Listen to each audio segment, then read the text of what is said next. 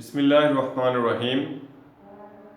My dear student, welcome to our regular online class. শিক্ষার্থী বন্ধুরা, আশা রাখি সবাই সুস্থ আছো এবং নিরাপদে রয়েছো। বন্ধুরা, গত ক্লাসে আমরা ভেক্টরের প্রথম ক্লাস করেছি। আজকে আমরা দ্বিতীয় ক্লাস করব। কিছু ইনফরমেশন বাকি রয়েছে, সেগুলো জানবো এবং সেটা দিয়ে ম্যাথ শিখব। তো প্রতিবারের মতোই সময় স্বল্পতার জন্য আমি কিছু ইনফরমেশন বোর্ডে লিখে রেখেছি। আমরা সেগুলো দেখে নেই, তারপরে আমরা সেগুলো দিয়ে ম্যাথ শিখব। ঠিক আছে বন্ধুরা, আমরা বোর্ডে চলে যাই।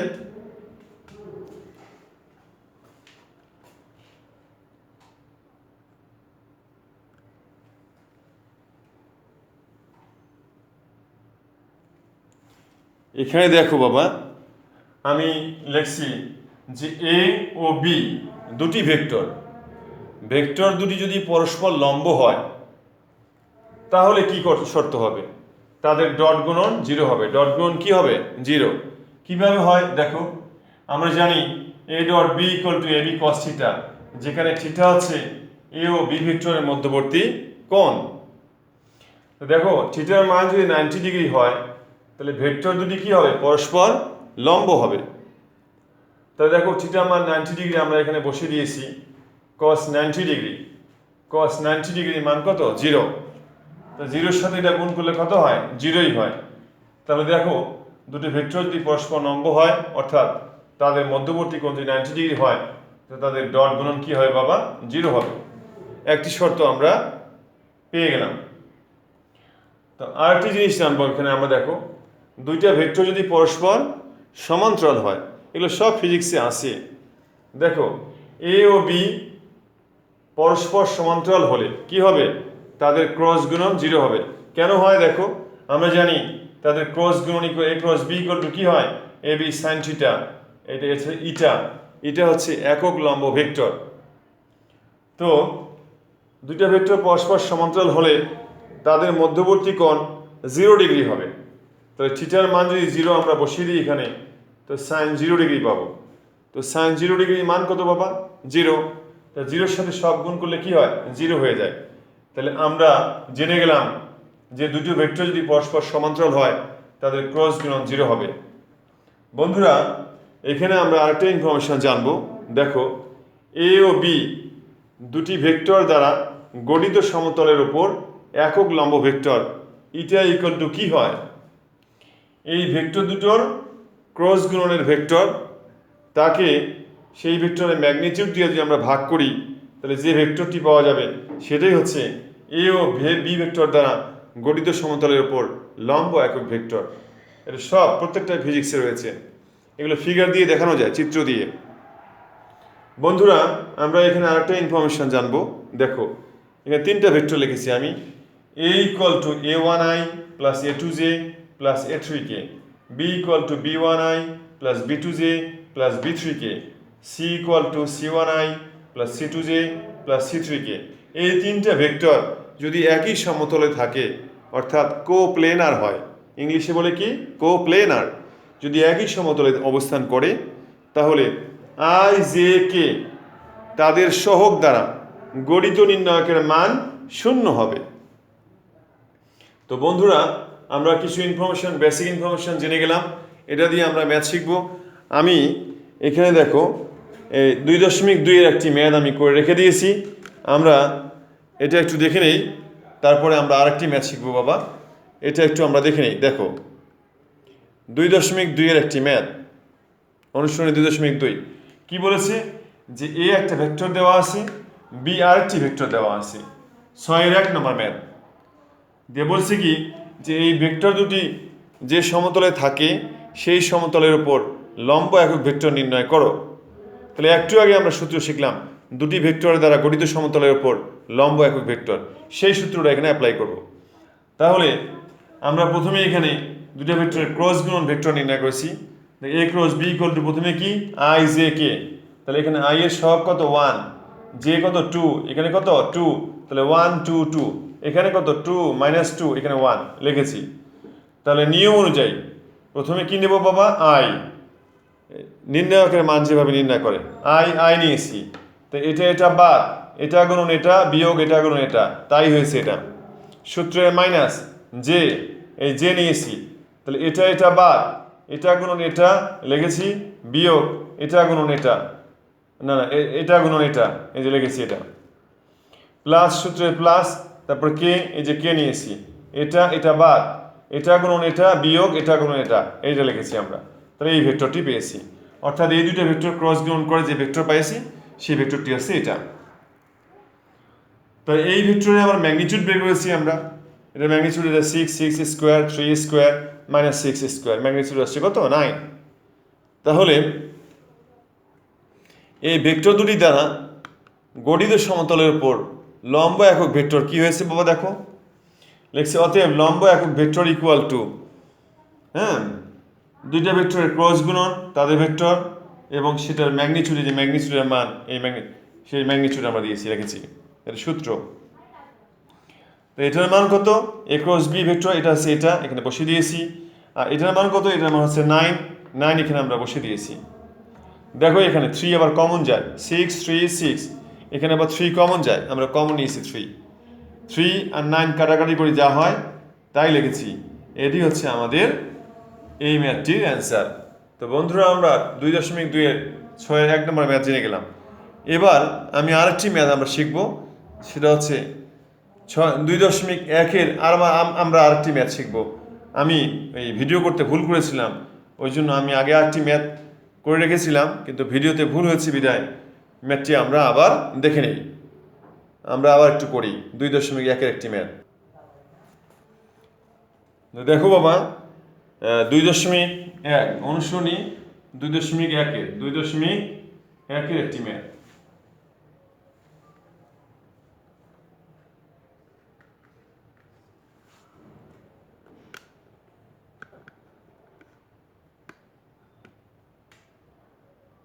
দুই দশমিক একের একটি ম্যাথ শিখে নিই আমরা। তো দেওয়া আছে কি, ম্যাথ নাম্বার হচ্ছে 7-এর 1 নম্বর ম্যাথ। দুটো ভেক্টরের মধ্যবর্তী কোণ নির্ণয় করতে বলছে। দেওয়া আছে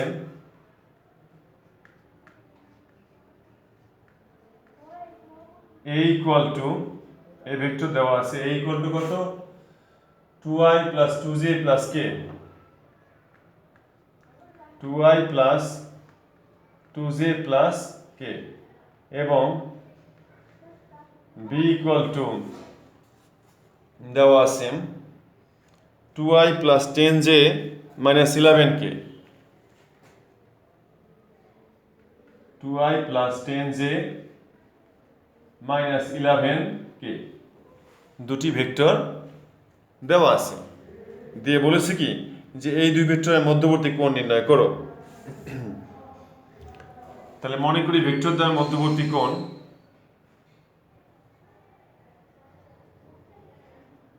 মনে করি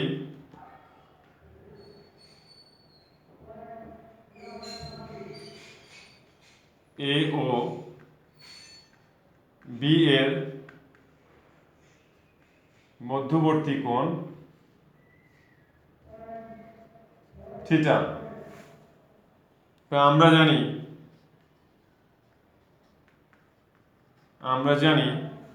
a dot b equal to ab cos theta, a dot b equal to ab cos theta, এই সূত্র আমরা জানি। তো এখান থেকে আমরা লিখতে পারবো cos থিটা, যদি আমি এখানে লিখি, অতএব cos theta equal to a dot b divide by ab, এই cos থিটা লিখেছি আর এটা কেটে দিয়ে ভাগ করে দিয়েছি, এটা আসছে।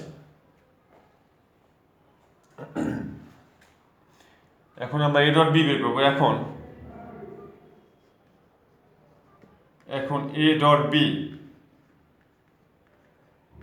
ইকুয়াল টু, ভেক্টর দুটো লিখি আমরা, twice i plus 2j plus k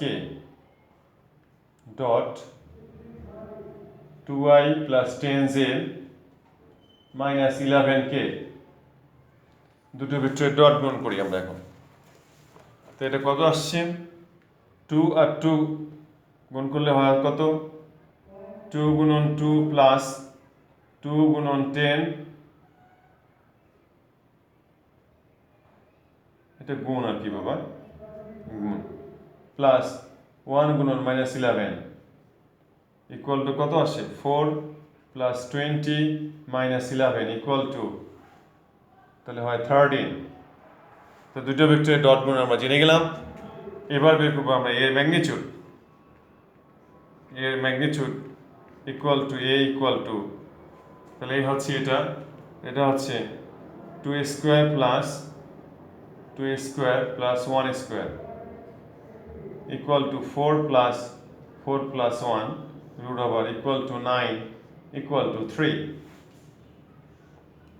তারপর হচ্ছে বি এর ম্যাগনিটিউড হচ্ছে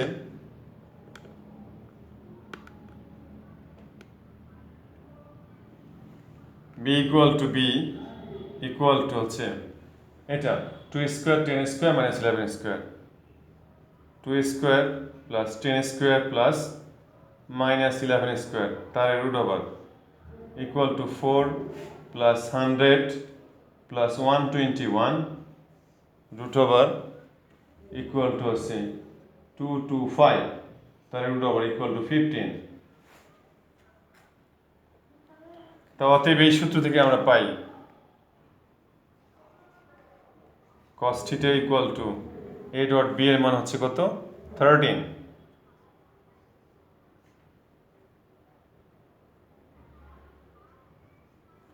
তারপর হচ্ছে 3 into 15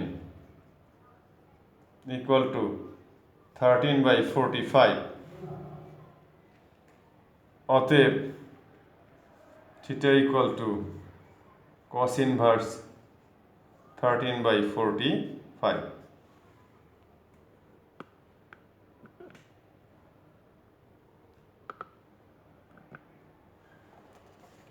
তো শিক্ষার্থী বন্ধুরা দেখো এখানে ইনফরমেশনটা কি দেখো যে এ দেওয়া আছে বি দেওয়া আছে, এই দুই ভেক্টরের মধ্যবর্তী কোণ বের করতে বলছে। তাহলে মনে করি এ ও বি এর মধ্যবর্তী কোণ থিটা, তাহলে আমরা জানি a dot b equal to a b cos theta, তাহলে কস থিটা ইকুয়াল টু কি লেখা যায় এটা, সরি এখানে ইনফরমেশনটা দেখে নিই বাবা। দেখো বাবা এ দেওয়া আছে বি দেওয়া আছে, তা দুই ভেক্টরের মধ্যবর্তী কোণ বের করতে বলছে। তাহলে মনে করি এ ও বি এর মধ্যবর্তী কোণ কত থিটা, তাহলে আমরা জানি a dot b equal to a b cos theta, তাহলে কস থিটা ইকুয়াল টু কি এটা আছে, এটা নিচে গিয়ে ভাগ হয়ে গেছে। তাহলে এই মানগুলো ইনফরমেশনগুলো আমরা এখানে বের করে রেখেছি। A dot b equal to কি, তাহলে এ মান এটা বি এটা, তাদের ডট গুণন করেছি, এটা চলে আসছে -13, সরি শুধু 13। এর ম্যাগনিটিউড বের করেছি, এর ম্যাগনিটিউড এটা হয়, এটা আমরা বের করে রেখেছি। তারপরে হচ্ছে বি এর ম্যাগনিটিউড এটা আমরা বের করে রেখেছি। তাহলে এই যে মান এ ডট বি এর মান এটা, এর ম্যাগনিটিউড এটা, এখানে আমরা এখানে বসিয়ে দিয়েছি, দিয়ে আমরা এই থিটার মান পেয়ে গেছি। তো বন্ধুরা আমরা মোটামুটিভাবে দেখো বেসিক ইনফরমেশন জানলাম, কিছু ম্যাথ শিখলাম, ঠিক আছে। এখন আমরা আর একটি ম্যাথ শিখব, এটা হচ্ছে 2.2 এর, সেটা কি দেখো বাবা 2.2, এটা কোটা 2.2 এর 2.2 এর 8-এর 1 নাম্বার ম্যাথ। এটাকে বলা হয় ত্রিভুজের সাইনের সূত্র। বলেছে কি যে ভেক্টর পদ্ধতিতে প্রমাণ করো যে ত্রিভুজ A B C A by sine A B by sine B equal to C by sine C, এটা প্রমাণ করতে হবে। এই যে দেখো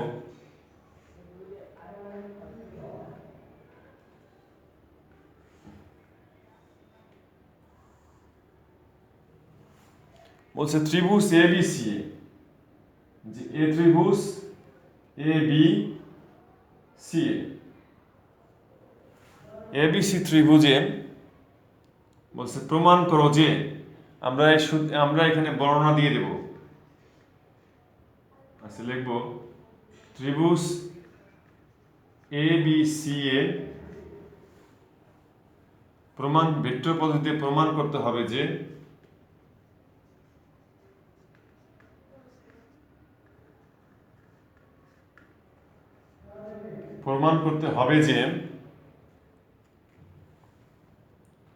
a by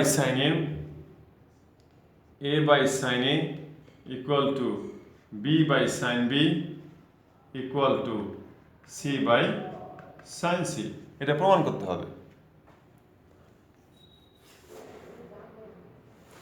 তাহলে আমরা এই ত্রিভুজের তিনটা বাহুকে তিনটা ভেক্টর দিয়ে প্রকাশ করব। এটাকে এ কোণের বিপরীত বাহু এটা, এই জন্য এটাকে স্মল এ, বি কোণের বিপরীত বাহু এটাকে স্মল বি দ্বারা প্রকাশ করব ভেক্টর, আর সি কোণের বিপরীত বাহু এটাকে স্মল সি দ্বারা প্রকাশ করব। তাহলে মনে করি BC vector equal to A, C A vector equal to B এবং A B vector equal to C. আমরা এই তিনটে বাহুকে তিনটে ভেক্টর দিয়ে প্রকাশ করেছি। তো দেখো বাবা, এটাকে যদি আমরা বর্ধিত করে দিই, তাহলে এটা হচ্ছে এ ভেক্টর, এটা বি ভেক্টর। তাহলে এর মধ্যবর্তী কোণ যেটা, সেই কোণটা কি দেখো তো, এই পুরোটাই কি পাই। তাই সি যদি আমরা বাদ দিয়ে দিই, তাহলে এখানে হবে পাই মাইনাস সি।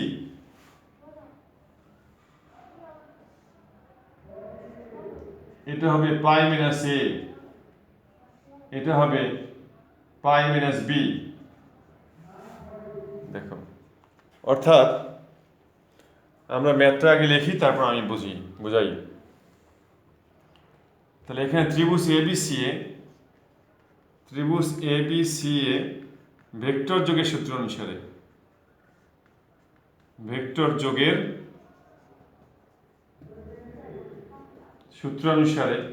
আমরা এর আগে ভেক্টর যোগের সূত্র শিখেছি। ভেক্টর যোগের সূত্র কি লেখা যায় বাবা? BC plus c a equal to কি লেখা যায়? BA. BC plus c a equal to BA. তো এটার উভয় পক্ষে আমরা কি লিখে দেবো? BC plus c a plus a b equal to BA plus a B.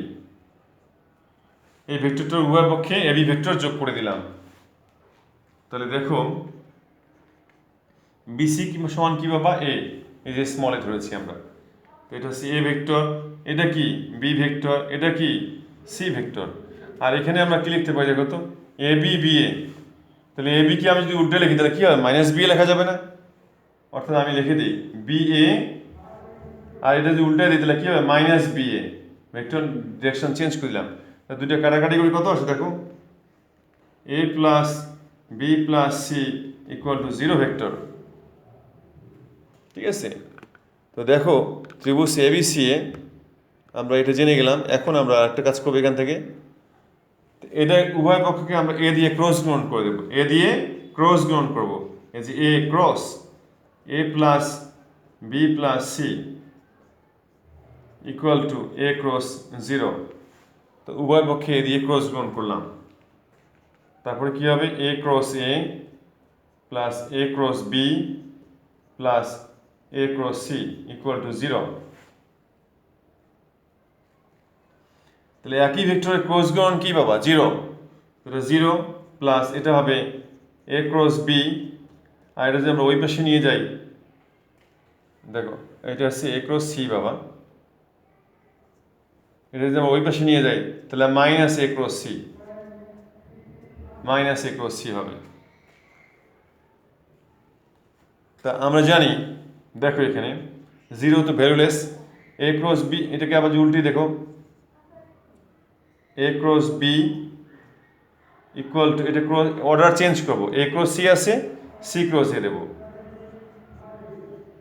C cross মাইনাসটা প্লাস হয়ে গেল।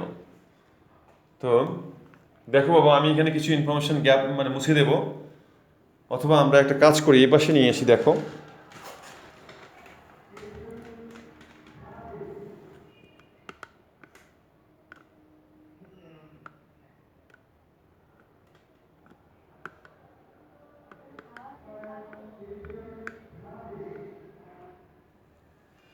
তাহলে এখানে যদি আমরা লিখি কি লিখতে পাচ্ছি দেখো, a cross b equal to কি লেখা যায়,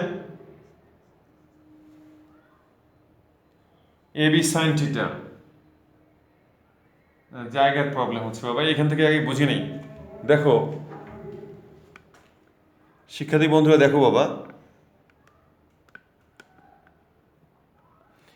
আমরা নিশ্চয়ই জেনে গেছি, এটা প্রকাশ করেছি, এটা আসছে।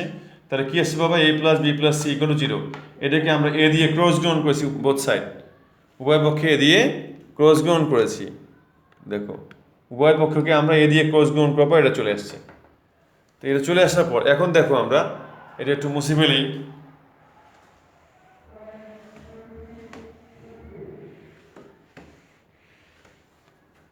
দেখো এখানে এ ক্রস বি মানে কি, A B sine theta, A B sine theta. তাহলে এ বি এর মধ্যবর্তী কোণ কত দেখো তো, এটা হচ্ছে এ আর এটা বি, তার মধ্যবর্তী কোণ কত, পাই মাইনাস সি। দেখো এখানে এখানে দেখো বাবা, এ ও বি এর মধ্যবর্তী কোণ কত, পাই মাইনাস সি। তাহলে এখানে পাই মাইনাস সি দিলাম, পাই মাইনাস সি। আর একটা eta, unit normal vector eta, equal to, এখানে আছে কি দেখো তো, এখানে আছে সি ক্রস এ।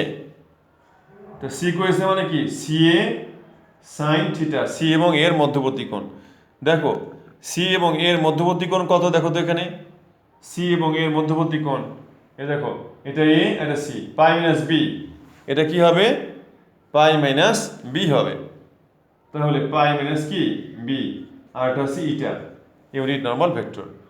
তো দেখো এখান থেকে এ আর এ চলে গেল, ইটা ইটা চলে গেল, তাহলে কি থাকে, B B sine pi minus C মানে কি sine C, equal to C এই C sine pi minus B মানে কি সাইন বি।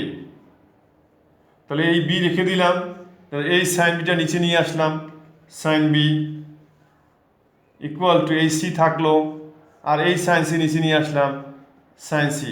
দেখো তো বাবা, একটু আগে যে ভেক্টরটা ছিল এটাকে আমরা কি দিয়ে ক্রস গ্রহণ করেছিলাম, A plus B plus C equal to 0, এটাকে আমরা এ দিয়ে ক্রস গ্রহণ করেছিলাম। তাহলে এ কি আছে, এ দিয়ে ক্রস গ্রহণ করেছিলাম, এ নেই, এ ভ্যানিশ হয়ে গেছে। তো একইভাবে যদি আমরা ওইটাকেই এ বি দিয়ে ক্রস গ্রহণ করি, বি দিয়ে ক্রস গ্রহণ করি, দেখো বাবা অনুরূপভাবে যদি আমরা সেটাকে আমরা যদি কি করি বাবা, বি দিয়ে ক্রস গ্রহণ করি, দেখো A plus B plus C equal to 0 ছিল, এটাকে যদি আমরা বি দিয়ে ক্রস গ্রহণ করি, তাহলে দেখো এই পাশেও বি দিয়ে ক্রস গ্রহণ করি, বি দিয়ে ক্রস গ্রহণ করি, তাহলে দেখো বাবা, তাহলে দেখো তো একটু আগে যেটা করেছি আমরা, এটা আসছে, সেটা আমরা এ দিয়ে ক্রস গ্রহণ করেছিলাম, এ কিন্তু এখানে ভ্যানিশ নাই। যদি বি দিয়ে এত ইকুয়াল টু এত হলে যদি বি দিয়ে ক্রস গ্রহণ করি, তাহলে বি ভ্যানিশ হয়ে যাবে, বি থাকবে না। তাহলে কি থাকবে, A by sine A equal to C by sine C হবে, সি বাই সাইন সি। এখানে আমরা লিখবো অনুরূপে লিখবো, অনুরূপে এটা হলে এটা হবে। তো দেখো A by sine A equal to C by sine C, আবার C by sine C equal to কি, বি বাই সাইন বি। তাহলে অতএব কি লেখা যাবে, অতএব এ বাই সাইন এ, অতএব লেখা যাবে A by sine A equal to B by sine B equal to C by sine C. প্রমাণিত, আমাদের প্রমাণ হয়ে গেল। শিক্ষার্থী বন্ধুরা, আমরা মোটামুটিভাবে কিছু ম্যাথ করলাম, কিছু প্রবলেম যদি তোমাদের থেকে থাকে আমাকে জানাবা, আমি আগামী ক্লাসে তোমাদের এটা সমাধান করার চেষ্টা করবো ইনশাল্লাহ। ততক্ষণে সবাই ভালো থাকো, সুস্থ থাকো, সুন্দর থাকো। আল্লাহ হাফেজ।